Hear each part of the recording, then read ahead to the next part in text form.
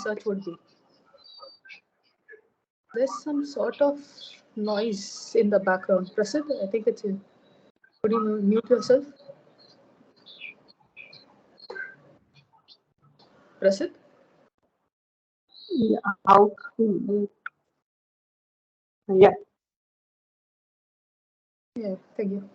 Okay, so this is an introductory meeting. So I will be talking about mostly the definitions, going from what a graph is, then proceeding from there to what chromatic numbers are, what coloring is, and then talking about what I do in that and what the applications could be. What applications you could use this property for. Okay, so we'll start off with what are graphs. So graphs is a study of relationship between vertices and edges. Okay, so basically you have certain edges, you'll have certain vertices. These are some points, and there'll be some relation between the points with which you denoted by these edges. So say if you're taking a group of people where you denote people 1, person 2, person 3, and person 4. The relation between all of them is the edges, which is the relation would be when they know each other. So say 1 and 4 know each other. So then 1 and 4 is connected. That's how you connect it. Then 1 knows 2 and 1 knows 3. But neither of the other knows each other, so they are disconnected. Okay. This is what a graph is. Next, you move on to the examples. So here, as I gave an example before, right? So now here, it could be that one person is one vertex is completely disconnected from the others, but it can still be possible of what happened. Okay, it can still be possible to have a graph like that. So this point is called a disconnected point.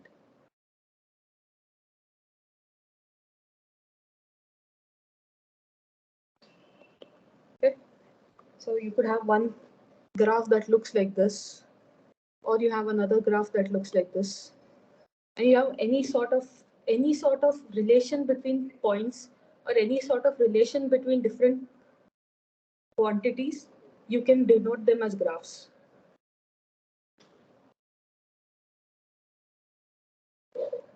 So what is packing coloring? So packing coloring is what I'm working on, and it's what I want to continue the work on, and there is certain nitty-gritty details based inside that which my research is based on. So now just to understand what packing coloring is, let's go to what coloring is. Okay, so what is coloring? Coloring is basically, it's a way of partitioning a graph. So if you take an example, okay, say you have say let's take people. People is the most easiest example of coloring. So say you have a orientation program going on, and now you want to make sure that the orientation is divided into people where each group has a certain unique set of people, so that not the same people who know each other aren't together, and you get a more variety of people in each group. So you want to make a group 1, group 2, group 3, group 4, or something like that. So what you would do is you get into it, you have people, you denote who they are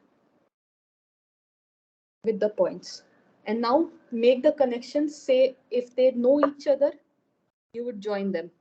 Okay, so now these people, this person knows each other, the graph. Okay, so this is a random set where people know each other.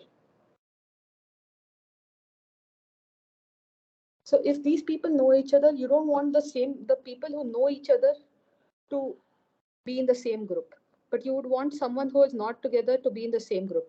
How would you do that? So basically here you would assign a color such that the people who are connected do not get the same color.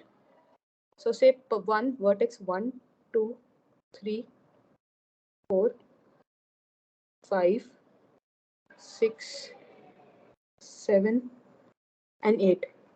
You have such people assigned. So now when you have 1, 2 is connected, they know each other. 1, 8 is not connected. So you have color say A. Now, since 1 is connected to 2, you don't want to assign it. You can assign 3 as A and say 4 as 8 as A. 2 is, because it's connected to A, you cannot assign it the same color. You assign B. And then since A is available, you assign this as A. And then you move on to the next vertex, which is 4. So vertex 4 is not connected to B. So you can assign vertex 4 to be B. And since B is not connected, you have a place where you can connect A. So in this example, you see that there are just 2 colors needed to partition the graph. But you could have just used the same thing as, say, if you take X, okay, coloring as, say, X. This does not have.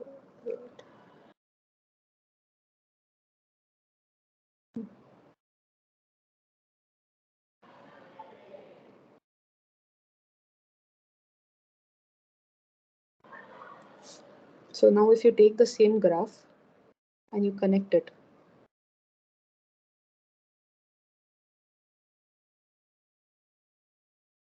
okay. So now in this graph, you can have another coloring where X, you have Y, and instead of taking the same thing, you take Z, then you take M. This can be X, this can be Y, this can be N. This is another coloring, and this can be Q. So here you have 1, 2, 3, 4, 5, 6 colors. This is a 6 colored coloring. This is a 2 color coloring. Okay. So in colorings, you can have any number. So the maximum number of colors you can give is the vertices available over there. But you would want to optimize the graphs in some places where you need to make sure that since we have limited resources, you would want to limit the number of colors used here and partitioning them into different colors. So here 2 is the minimum colors needed because you cannot use one color. So this is how you use it. So you can figure it out, okay? And then say now take this color. So here also you take this. There's blue. Blue is not connected to anything, either of the blues. So there's no direct connection between either of the blues, neither the greens or the reds. Hello, am I Hello? audible? Yeah. Yeah, Avni, can you just get back to the last example? Yeah, sure. Yeah, so uh, in the lower example, how can the vertex 7 have color A? Like it is adjacent to both vertex 2 and 3. Which one? This example, right? Yeah, yeah, yeah. Okay. The vertex 7 can't have color A or B because it is connected to both vertex 3 and 2. It's connected to 2. Yeah, and But also it's to 3. Right? okay, yeah, it is connected to 3. No, you cannot have color A then here. Sorry. I did not notice that. So that would be C. Yeah. So minimum number of colors will be 3 in that case. Yes. Here the minimum number should be 3. Let's see. Let's check if, see, this is one possible algorithm that you can use. So you can actually check if there are other algorithms possible and check whether there are 2 colors possible minimum. So if you take,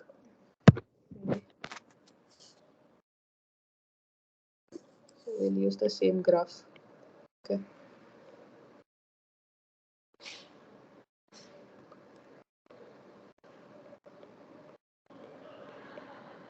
This isn't right.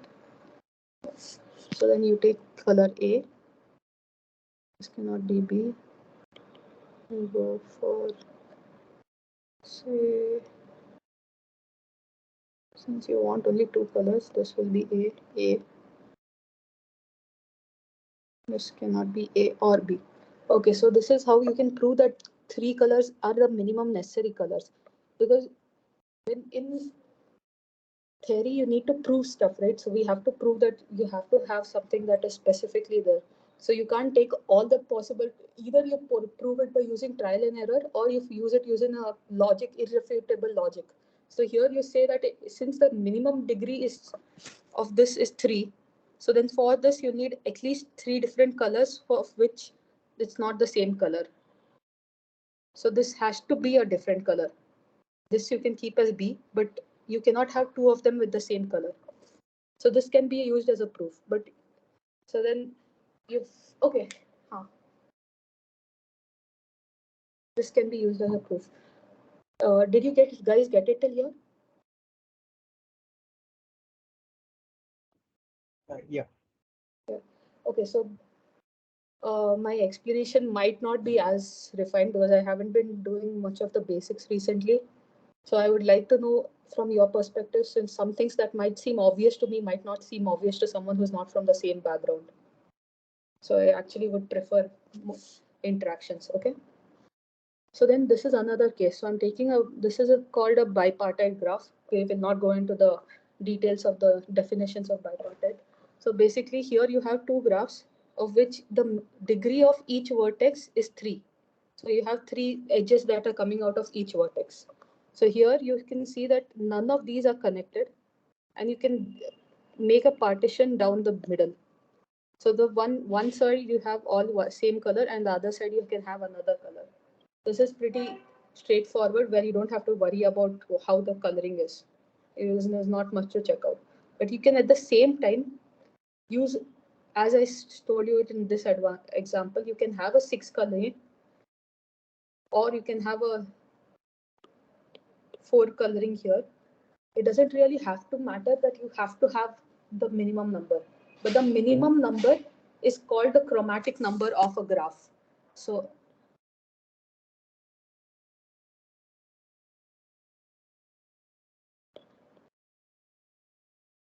the chromatic number of a graph is the minimum number of colors that is needed to color a graph. Okay, so we would move on to the next topic. So since we covered the coloring, so a more generalized version of this is called packing coloring, where the distance between the colors does not have to be a minimum of 1. It can be 2 or 3, and that is what how we'll define packing coloring. So a packing chromatic number of a graph is the smallest integer such that the vertices of a graph can be partitioned into different subsets, x1, x2, x3 till xk, where k is the chromatic number, packing chromatic number of the graph, and they have a distance greater than y. So the distance between any 2 vertices in a certain partition will have a distance greater than I. Here it will say xi, so then it would be greater than I. So this is how you would define a packing coloring. Did you guys get it, or should I explain this in more detail?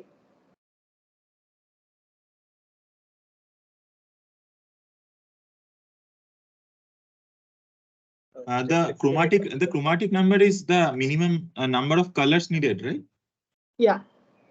And Minimum number of colors with satisfying the certain properties that you need to define a graph or define that particular coloring. right. Yeah. So this definition is not that right. Yeah. This is something else. Meaning? No, this is that definition. Yeah. So did you? So okay. Let me explain this better. Maybe one second. This one doesn't have an erase function. That's the only problem. Okay, so I did not realize that while I was preparing the slides. Okay, so packing coloring. So say you have a graph with, you need a lot more edges. So say this is the coloring. Oops. Okay. So for this coloring, it's not just that you can see. Okay, so in the coloring that was given before,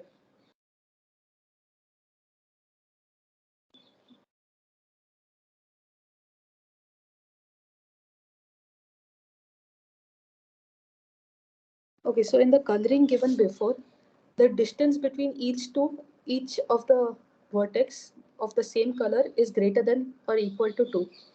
That is the only definition. That is the only criteria needed for this kind of coloring.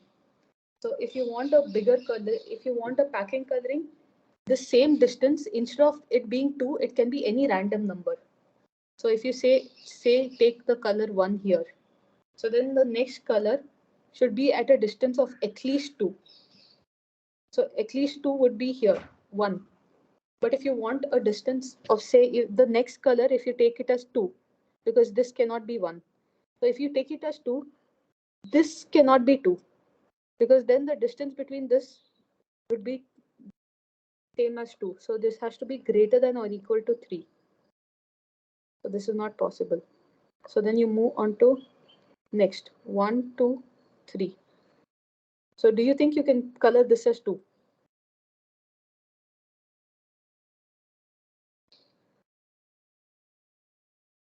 Since see, anyway, so 1, 2, 3, right? It works. Does this count? No, I can't color it as 2, right? It can be covered within 2 edges. Yeah, exactly. So here, this is the minimum distance is the one that you should consider. So this cannot be colored as 2. So you'll have to take another color here also. So the minimum, the only possible other value where you can take 2 is here. So this will become 2. So this will be, you can color this as 1. This cannot be 2. This cannot be 2. And this, neither of them can be 1. So then this has to be a new color, which you take as 3. And now since you have taken 3 here, you cannot take 3 over here because it is adjacent vertices. So here you will have to take 4. So this would be the minimum color of how a graph would have to be colored. So to the chromatic number. So for a normal chromatic number is denoted by chi of G, which in this case chi of G is 1, 2, 3. Chi of G is equal to 3. Here for packing chromatic number, you add a row. So this will be called the packing chromatic number of G, which is equal to 4. If you want to generalize it to even further, where you go from, instead of just having xi, x2, x3, x4 till xk, you can also have in packing chromatic coloring, you can have x1, x2, x4, and just consecutive numbers, where all these numbers lead to some, say, some xn. And here you have to count the number of colors that are used. So this can still be xk. So that time the packing chromatic number is still k. But it's just taken consecutive different numbers, no, they're not consecutive numbers. That's the whole point. So these are the examples. So here again, if I take, I took the case where this is a perfect coloring. In a perfect coloring, you don't have adjacent vertices which are at a distance, which is at a distance of exactly 1. So here you take another case where this is a packing coloring. And this is a normal graph where you have a packing coloring. So these are just 2 examples that are given. So you can take it. So at distance 1, so each of 1 is placed at a distance of 2. And each of 2 is placed at a distance 1, 2, 3, 4, 2. 1, 2, 3, 4. So as long as it's greater than 2. 2, 3, 4, 2. And 3 is placed at intervals of 4 also. So this is 1, 2, 3, 4, where the 3 are being placed. So this is another example of packing chromatic number. Since this is the minimum number, you can always take another case where you have many more colors, but that is not the case you take here. So I just took a couple of examples just to get a hang of it. You can figure this out. So if you take 1, you take 1 here, you can't use this, so you use take 2 here, Then this has to be 3. This can't be 3. You use 4. And can you use 5? 4 here? No. Use 5. This seems very obvious. So what about a path? Can any of you tell me how much would you think a path would need? It's the most. So a path is how any problem in graphs, when we have to start off, we start off with graphs. Paths, sorry. So path Hello? is what? Hello. Why there are dotted lines Sorry. in the diagram? Why there are dotted lines? What is mean? This is a different graph. Sorry. Dotted lines. Say these lines. Yeah, it means A to B, B to C. Why there? A to B. Wait, you're talking of this graph? These two are separate. Yeah, These three are separate graphs. no, I am talking about left side graph. There are dotted lines, right? No. Oh no. I think it's a problem of the pixel camera. How much pixels you Okay, can. sorry. Okay. So it's a normal line. Okay. So for a path, now how much would you think a path would have? Any guesses? Just the first number that comes to mind. Don't think.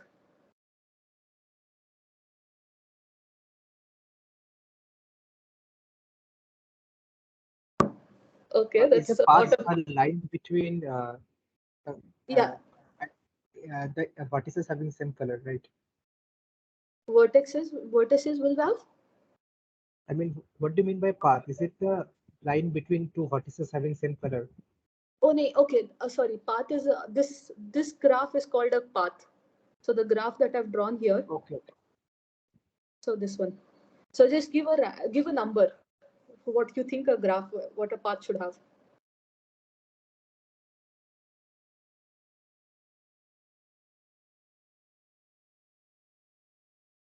Its chromatic number should be 2, right? 2. Okay, that's one guess. What about others? Okay, chromatic number. There are 2. Okay, do not get confused between chromatic number and packing chromatic number. So which Avinandan, which one are you meaning? By chromatic number, I mean the distance between two adjacent colors should be greater than equals to 2. Okay. Okay, so that is for the chromatic number. What about the packing chromatic number? So give me both. Guys, other guys, who else is there? People participate. Come on. Don't think, don't use a pen and paper. Just give a random estimate and then we'll decide which one is possible. How much is it?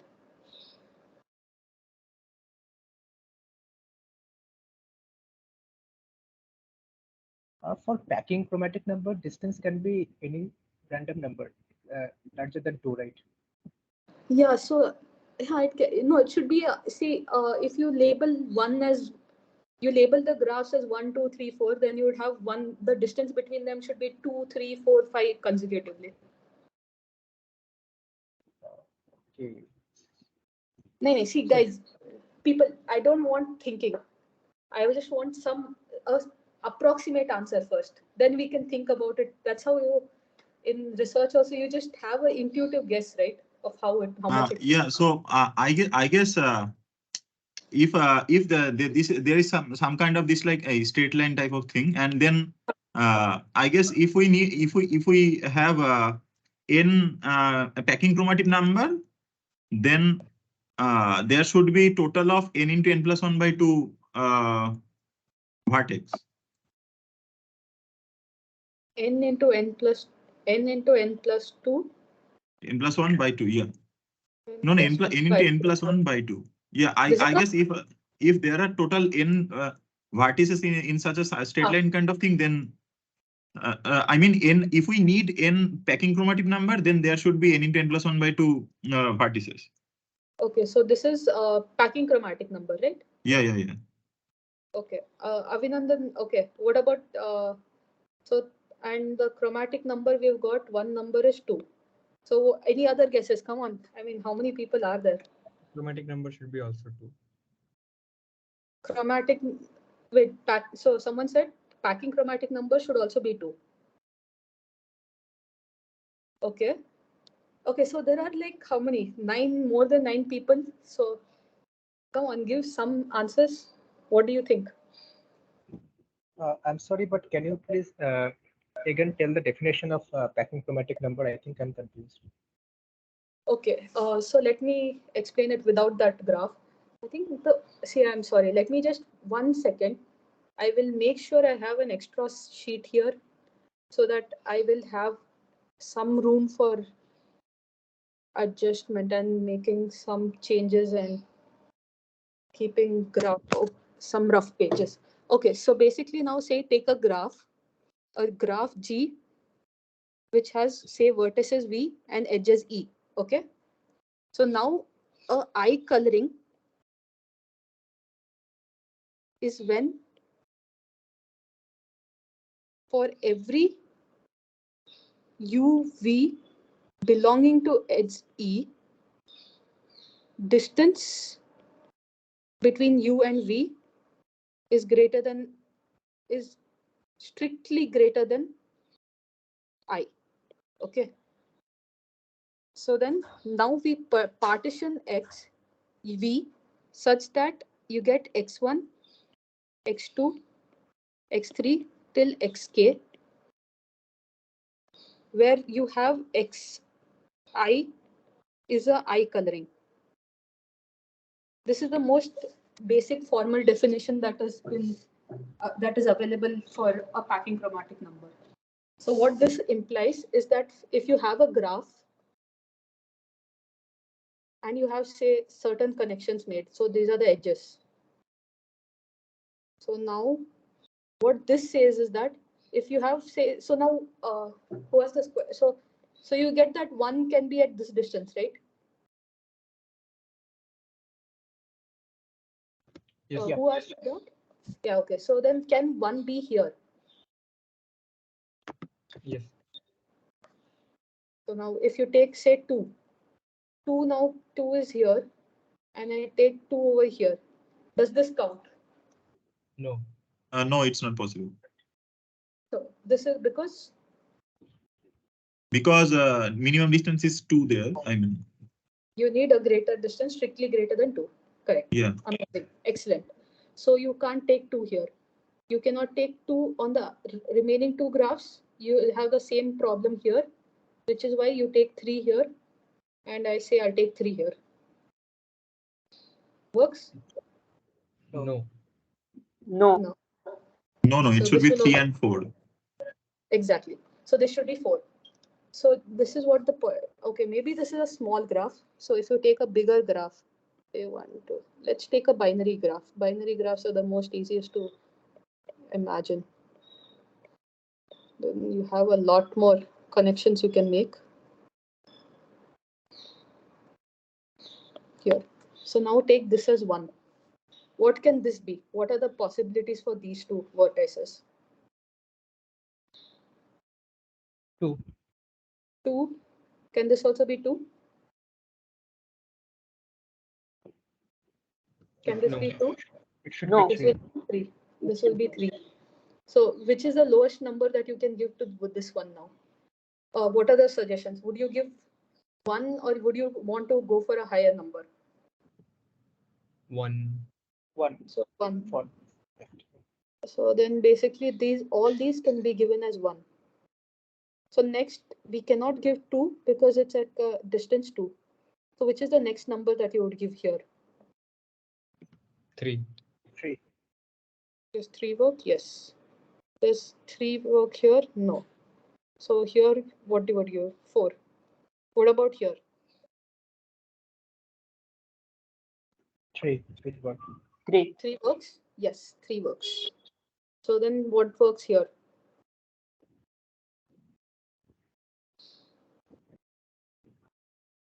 1 won't work. 4. 1 won't work, 2 won't work, 3 is not given. Can 4 work?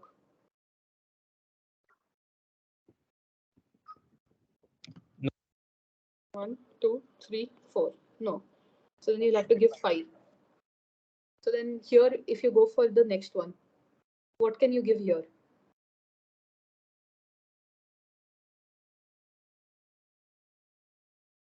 Take 2. 2 is given, yes. What about here? 4. 4. Then here, 2. 2.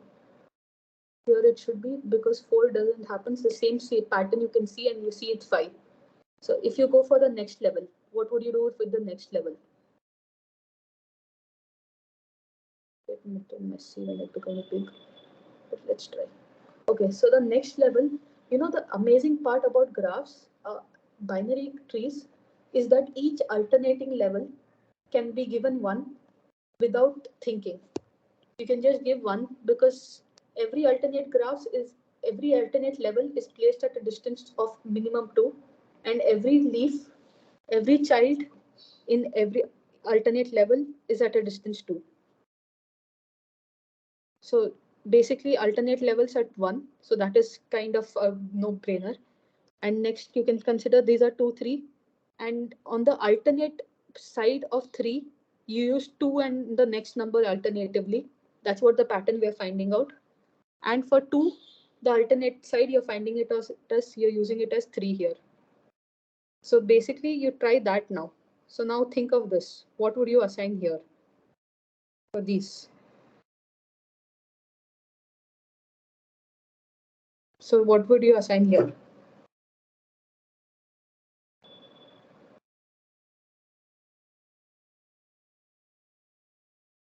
Does 3 work here? No, it should be 4. 4 would work. Okay. And what about here? 2 also works. Excellent. So 2 works, 4 works. How So you can get the 4 works. 1, 2, 3. Oh, no. See? Okay. This is excellent. Oh, that's something even I missed. Amazing. So 4 doesn't work here. So what would you take here? We have to take 5. 5 works. So then would now what should you take here? Now you know that 4 won't work because all of them are almost equivalent since they're at the same distance. You start 2 seeing a will work. pattern. 2 will work, yes. 2 will work. So now what would you take here?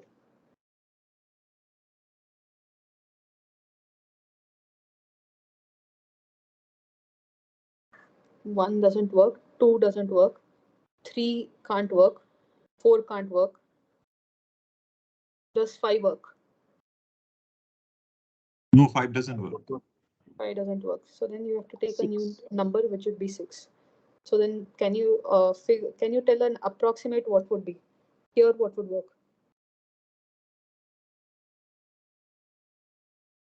5.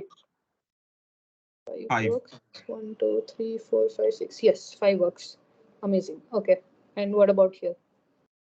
Even 2 works. Yeah, 2 will work. Sure, we'll take 2. Then now what about the one next to it?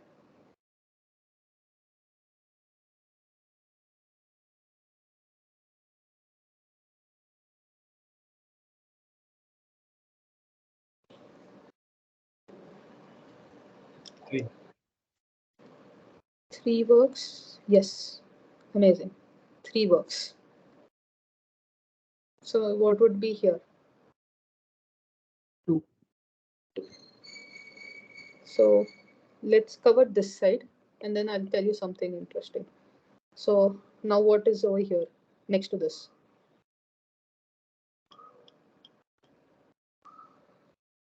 Two will be there. Yeah, 2 will be there. And 4. 4 4. will work. 1, 2, 3, 4, 5. Yes, 4 will work. Amazing. And here?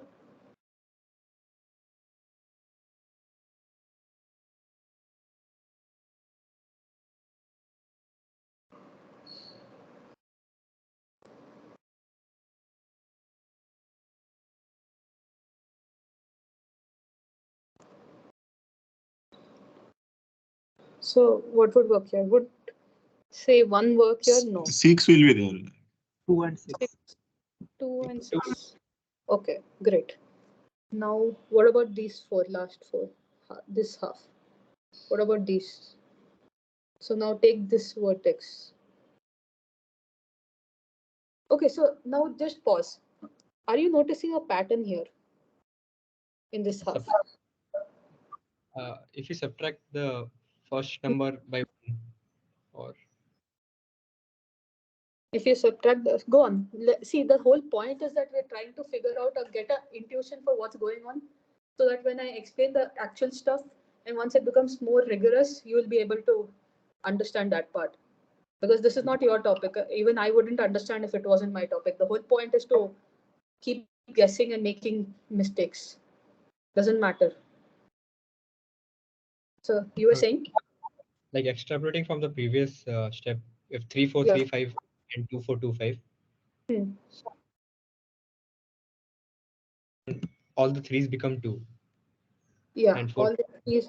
So, but okay, first finish these four. These are four left, right, on this half. Excellent. Actually, you make a good point. I don't know who talked, but yeah, you make whoever talked just now made an amazing point. So once we come to this half of the graph, that will be very useful. So now using the same logic this side, can we say that there are alternating twos here also? So for every children, sorry, I use a lot of terminology sometimes which I've not introduced. So say you use vertices, alternating vertices, you can be two here. Does that make fair enough? Yeah. Yes. And since we cannot use, so let's say now 2, 3, 3 is not possible. So above that, nothing is possible. We know that. So check for fours. 1, 2, 3, 4. 4 works here. You can use 4 here. And since 6 is 1, 2, 3, 4, 5, 6. It's exactly 6. So you cannot use 6 also. So then we will introduce a new number 7. Okay. So now the same topic. So whatever the last speaker who spoke said, how you see a pattern where you see that wherever 2 is there, you alternate side you use 3 and alternate side you use 2. So you can do the same thing where you use 3s on the alternating leaves. Okay. So now this is 3, this is 3, this is 3, this is 3, this is this, and this. So now what about the other numbers? Can you give a similar observation for that? Maybe keep them same. Yes, yeah, definitely. So why would, okay, let's just go now that we've figured out we have a basic intuition, now let's go deeper, asking the why questions. Why do you think they're same?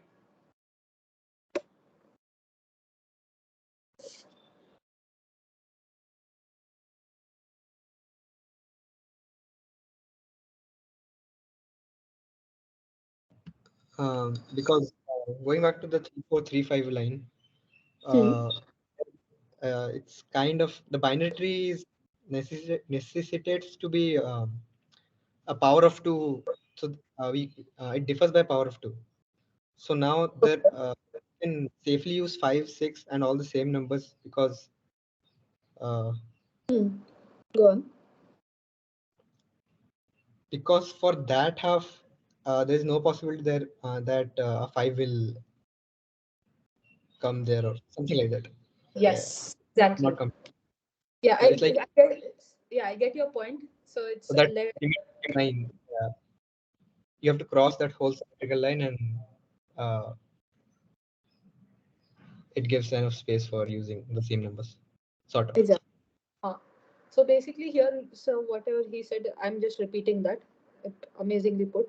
So 4 5 is being used, and there is 4 5 being used again here. So there is no difference, and any distance between any two leaves here.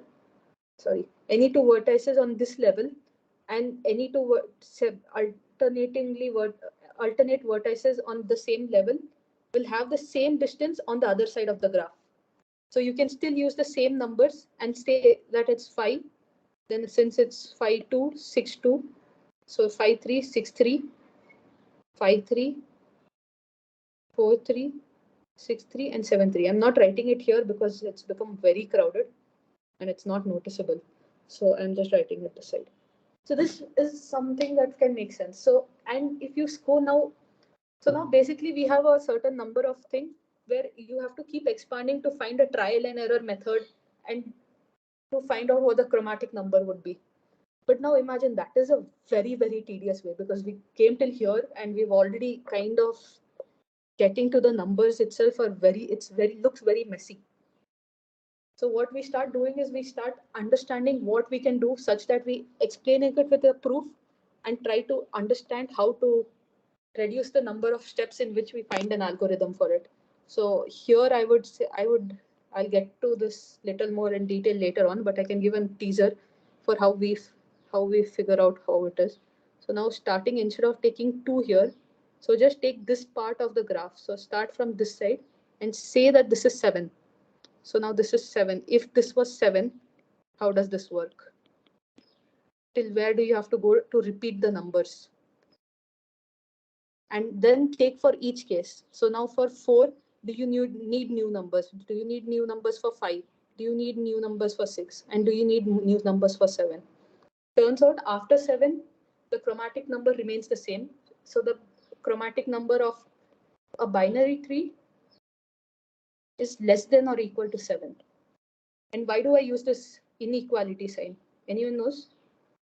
Why am I writing equal to?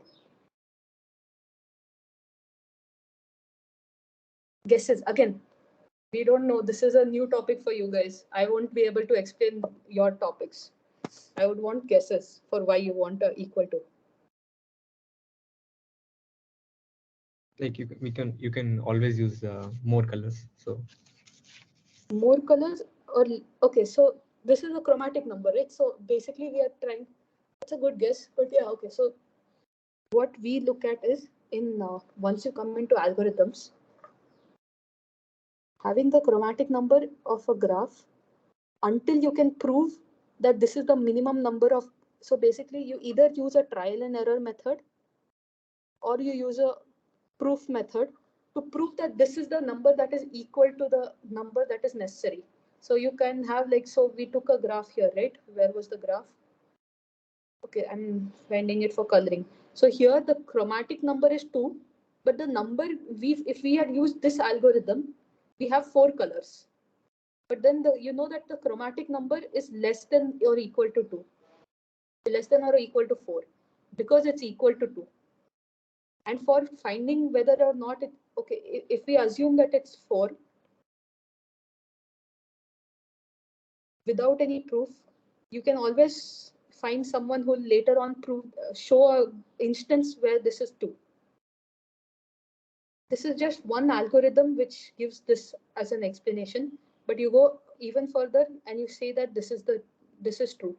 So now you have to prove why this is true for it to be actually called a chromatic number which is equal to. That is why we say less than or equal to till you use a proof, which we can start with that, but that would again be a completely different part. That will be the algorithmic side of graph theory. Right now we are dealing with the combinatorial part. Okay, but someone asked me about an explanation about why, about chromatic number to explain or elaborate more on it. Did you understand? Yeah, I understand. Yeah. Okay, so now here. Okay, since we have had a lot of time, can you give me some more guesses? Chromatic 3. number and the chromatic number. Okay, that was fast. Did you solve it? Like when I understand definition, it is clear as day. Okay, fair enough. Okay, any other guesses? Come on, I got like 1, 2, and 1 for chromatic number. Oh, oops.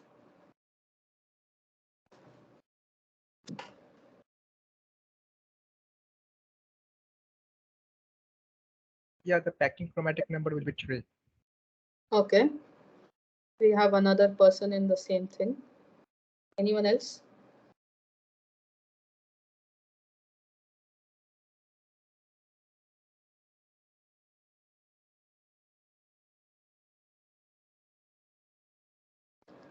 Give for both chromatic number, packing chromatic number. It doesn't have to be anything. It doesn't have to be correct. That's the whole point.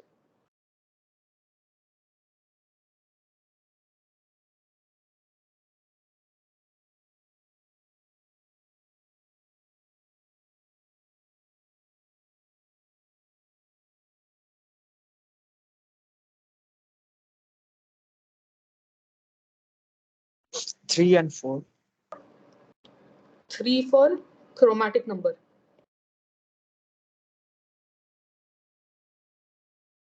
Chromatic number 3 and backing chromatic number 4. Amazing. See, one more person came up. So some more guys. Come on. There are how many people here? 9. Excluding me, 8. Who else is given? For the second graph, there's no minimum chromatic number, maybe. Okay, so no minimum chromatic number. This is chromatic number or packing chromatic number? Oh, packing chromatic number. Okay. And what about chromatic number?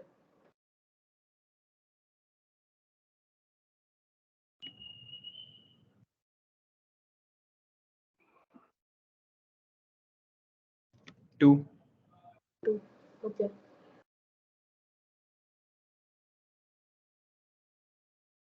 Amazing. See, we're getting good guesses. This is all point, right? You go with something and then you see whether your intuition works or how does it work. That's how you start with developing a intuition for figuring out research and figuring out the number that you actually want to prove. Otherwise, there's like you'd have nothing. Chromatic number is, I guess, 2. Chromatic number 2. Okay, chromatic number 2. Oh, why is this going back? Chromatic number is 2. And what about packing chromatic number?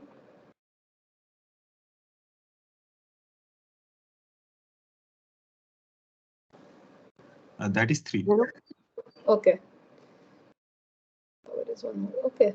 So this is seeming to be proving to be the most popular answer.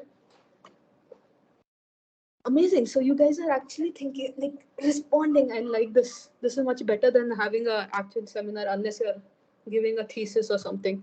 Right now we're just figuring out, learning. So anyone wants to give me a reasoning for why would you think what you thought?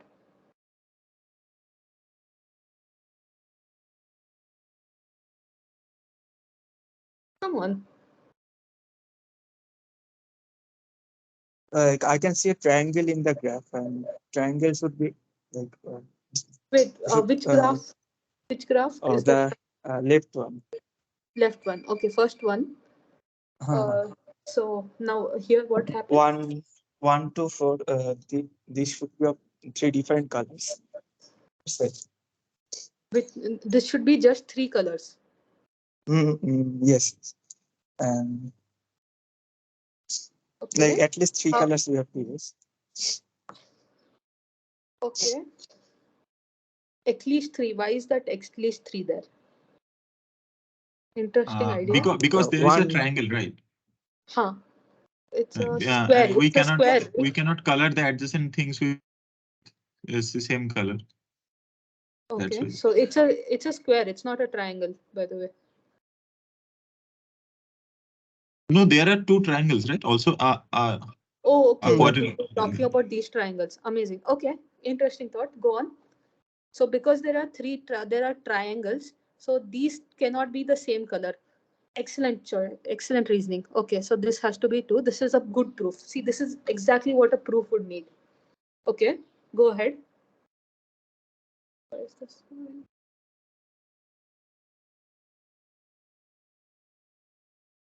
You were continuing, or so you're saying that this is XP is greater than That was the game. Sorry, I couldn't hear you. What? That was a guess. To make it a proof that to think. So yeah, actually, see, this is amazing. So this is even better than what I thought I could explain it. Okay. So basically, when you take a coloring, now this is one way to color it. You know that this is not the only way, right? Since you can take, instead of taking 2 here, you take one here, and you take 5 here, and you take something else, and it could end up being lower. You don't know whether this is the most optimal position where you can color a graph. But we know that this coloring exists.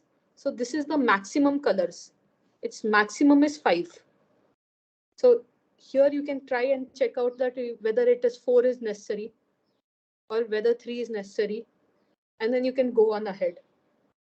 So since it's a small graph, you can do trial and error and find out what exactly it is number is, right?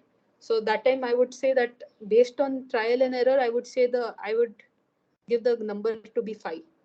But if it's a longer graph, then you wouldn't know. So that's why this is an amazing thing. So finding out what these are, these bounds, these are called bounds. Since once you go to bigger chromatic numbers, without the computational power, you cannot find out the exact number.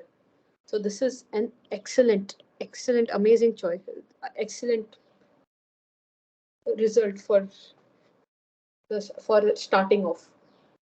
Okay, so coming back to this one, someone was giving me an example of why they thought what this is, how much the number is.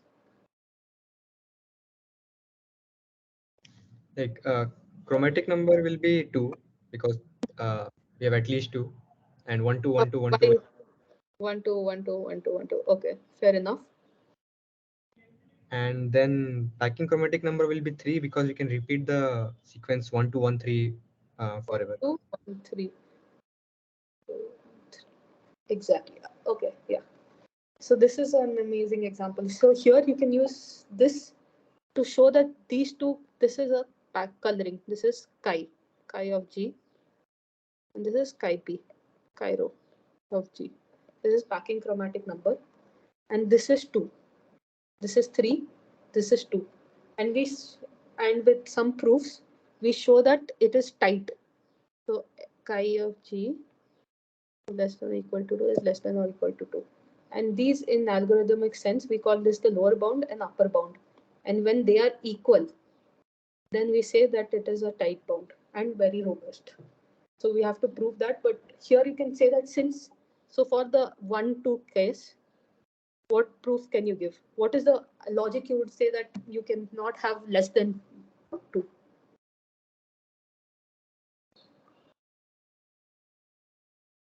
Like because at least one edge is between two vertices. Exactly. So the lower bound is pretty clear. So now why can't, and we have a case where you use 1 2 1 2. So upper bound is very clear that at least 2, you have one where 2 is there. You have an algorithm or a design where 1 2 1 2 works. So that means that is the upper bound. And since they match, this is the case for a packing, no, a coloring, perfect coloring. Amazing. So this one is proved. This is basically how research works for graph theory. You just go prove something, find the algorithm for the lowest possible case, and you find it for a general, at least one case, and if they match, that is your answer. So now we work similar lines. How would you say that 3 works for the below case?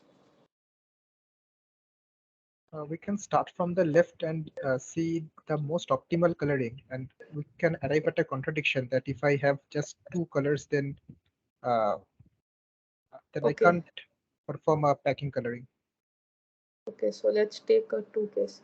I swear I'll change this next time. Graphs. I'll make a better PDF than this time. Okay, so now take so what is Avinandan is saying this, right? Yeah. Huh. Okay, so now take it. So what were you saying? So I have to. So if I color the first vertex 1, then the next one should be 2. Definitely, yes. Yeah, and then 2 can repeat only at the 4th vertex. Yes. Okay. And since these since these 2 cannot have the same color, they have to be at least 2 different colors in this, which is why the minimum coloring is 3. Yeah. Perfect. Amazing. And we have a case where someone said, I don't remember, I couldn't see who it is. 1 2 1 3 1 2 1 3 works. So the packing chromatic number is less than or equal to 3, which implies chi p of the graph of a path is equal to 3. See, amazing. This is how a proof works. Little more, you get a bit more formal, and you can actually write a proof. This is one of the basic results that we use for finding the packing chromatic number. So give me some, do you have any other algorithms for this thing? For say 3, that just show that just because this is there doesn't mean that's the optimal one. You can have multiple ones with the same number. Is there anything like that?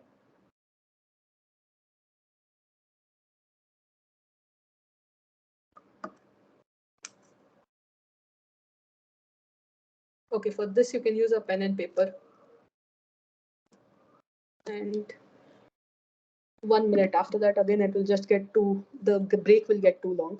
So let me know if you get anything. Otherwise, we'll see.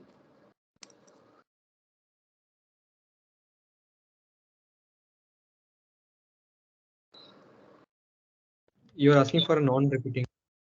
Just Yeah. any. Yeah. Just check if there are any other algorithms possible. Any other type of coloring.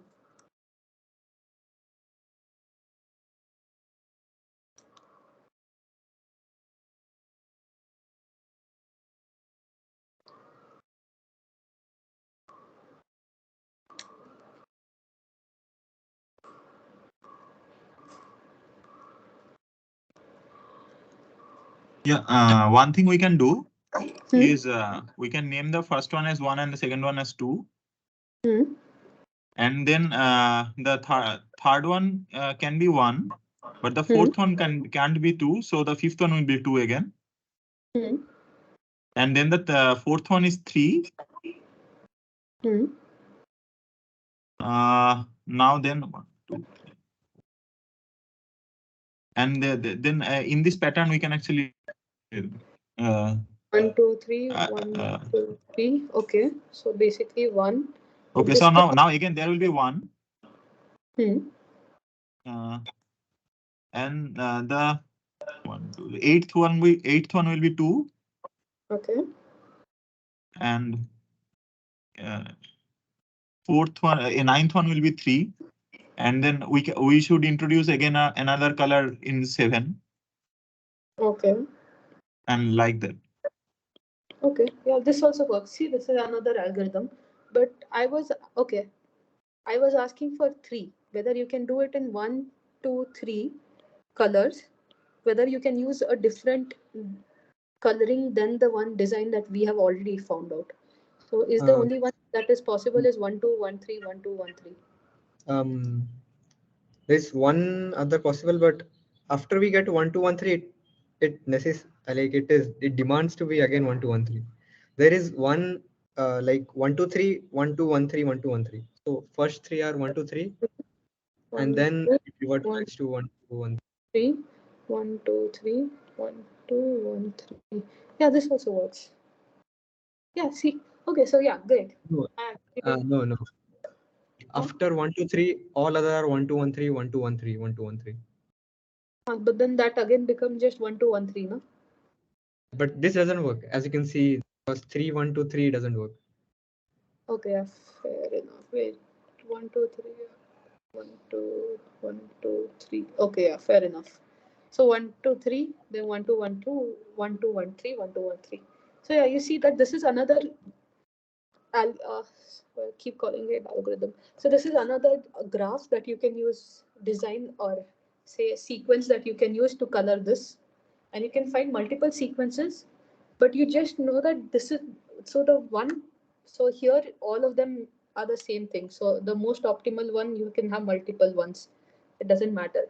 You just have to find which is the most optimal one, and you have to prove that this is the most optimal one.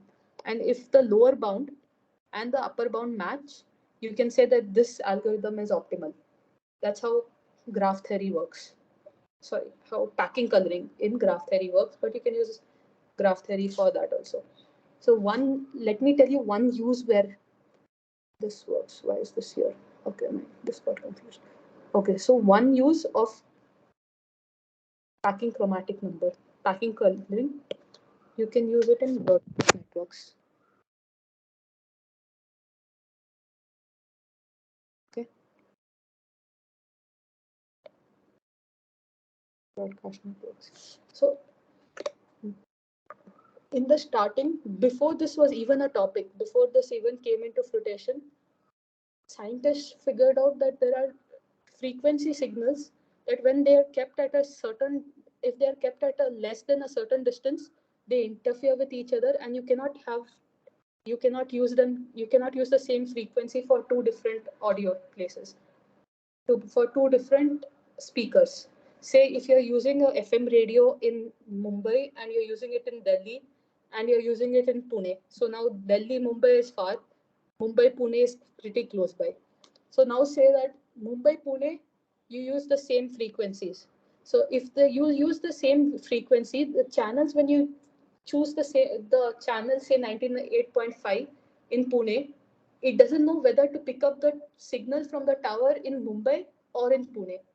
So because of this interference, you have to make sure that there is a certain distance between these two towers, which is why you can use the same signal in Mumbai and Delhi. You want to minimize the band, because we have only a certain hearing frequency, right? The frequency is X and Y. I have no idea what the hearing frequency range is. Does anyone know? 20 hertz to 20 kilohertz. Okay, 20 kilohertz. Yes. Okay, amazing. So basically, you have only a certain number of bands within this, which is finite, and you don't want to finish using all of them, and you want to optimize them because certain frequencies travel the best in the by the mobile towers. So you don't want to assign 20 to one person and 20 kilohertz to another person, right? So you would rather figure out which is the most optimal method where all the networks are being assigned some frequencies with overlaps, but such that the signals do not interfere. So that is how you would assign, say, here this is Mumbai, this is Pune, Delhi. This is how you use chromatic numbers over here to find out which is the minimum distance needed for assigning the frequencies. And this is how we use chromatic numbers. This is one of the basic uses, and this is how actually the reason why we started using packing chromatic numbers is this use. So from here we figured out, we gave actually the name of packing chromatic number was called broadcast coloring before, and then once you found out that you can have much more uses of these, then they shifted the uses to some other. They gave it a name called packing chromatic number and packing coloring. So the way you see this, right? You see graphs, you see real life modeling problems. So you see a problem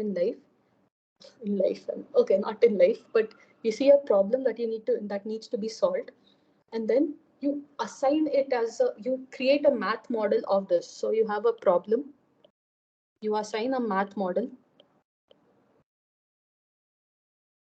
and then this math model will have certain properties, which now, since these two are analogous, you use these properties on this without a loss of generality in the problem.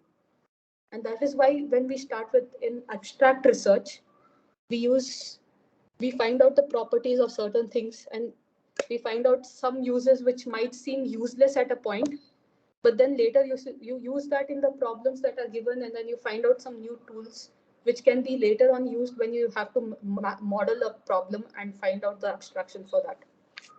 I think this is something that is really interesting and which is really necessary. So which is why theory is as important as applications and how you figure out how to do it. So yes, I have done an introductory talk now. Thank you. I hope to give a more theoretical and more robust version of what I'm working on in the next talk. And that time, since you guys and it's been amazing. So you guys participated, and we'll be able to talk more about what I'm working on later on. Thank you. Okay. I'm stopping the recording then. Yes.